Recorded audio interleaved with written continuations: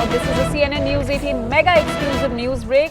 Top government sources have told CNN News 18 and claimed that the UK government was not prompt. UK government was not prompt with action despite advance warning.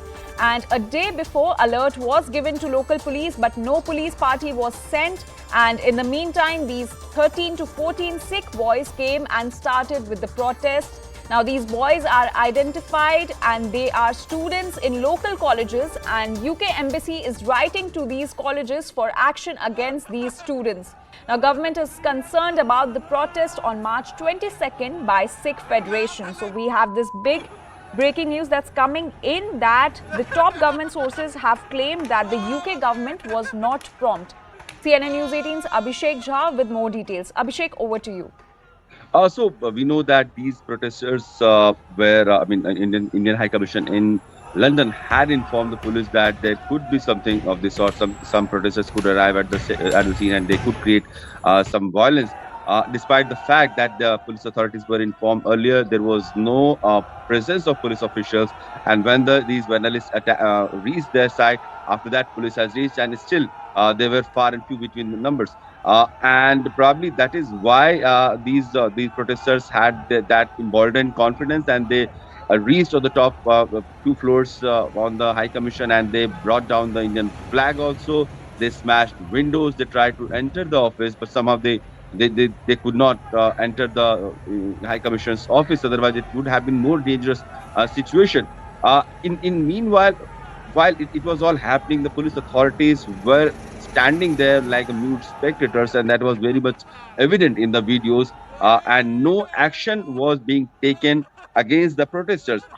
These protesters were not a very heavy protesters. Few dozen people were present, and despite the fact there was no major action being taken against these small group of people.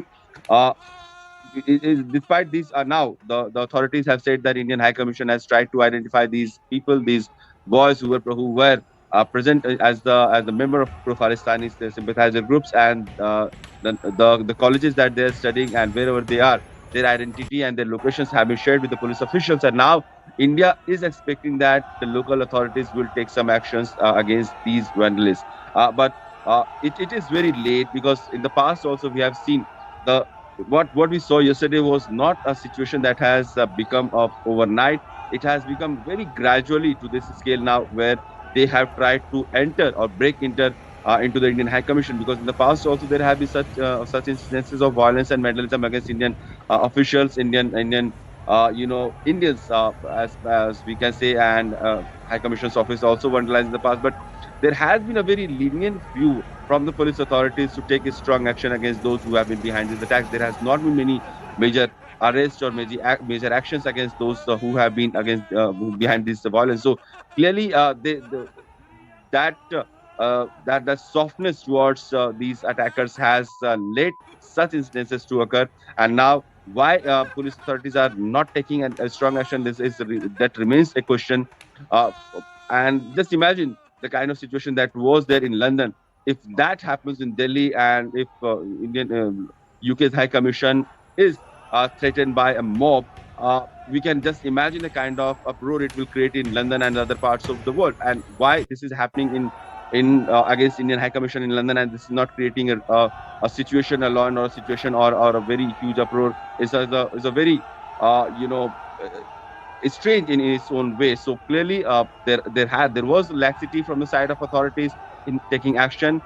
First, the preemptive action, and then the strong action against those who have been behind these attacks. Right, Abhishek. What is the situation right now? Currently, there is no analyst there. Of course, India has registered a strong protest with the High Commissioner, Alexei, who is in Delhi, and he was given a strong notice as to about this dangerous situation that has occurred around the Indian High Commission, and what action these people will be taking. And this is happening at a time when we know that India and UK are trying to express their deep, strong ties in terms of people-to-people engagement, commerce, trade, and everything. And despite the fact that it has happened, clearly tells a lot. Recently, during the G20 foreign ministers meeting, foreign minister of UK was also present in Delhi, and they had a wide range of discussion with the Indian external first minister as Jaishankar.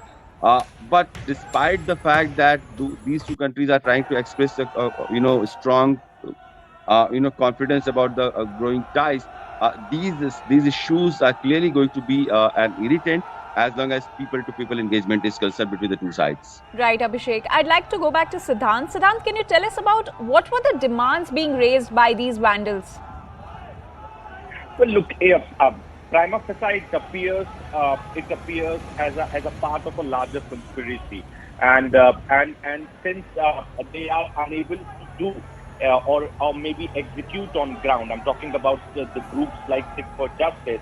What they have decided is to attack, to vandalize India's foreign office, especially in countries like Australia and London and England, where on freedom, on the name of freedom of speech,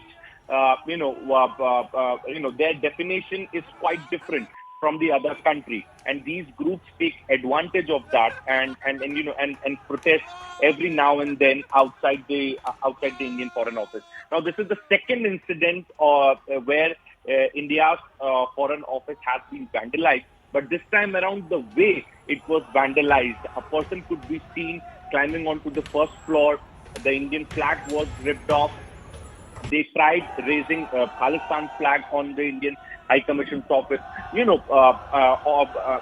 Also explains that situation is turning worrisome now, and this is perhaps the reason that the strongest level of protest has been lost by the Indian government. And in fact, India has also called it a non-compliance of Vienna Convention.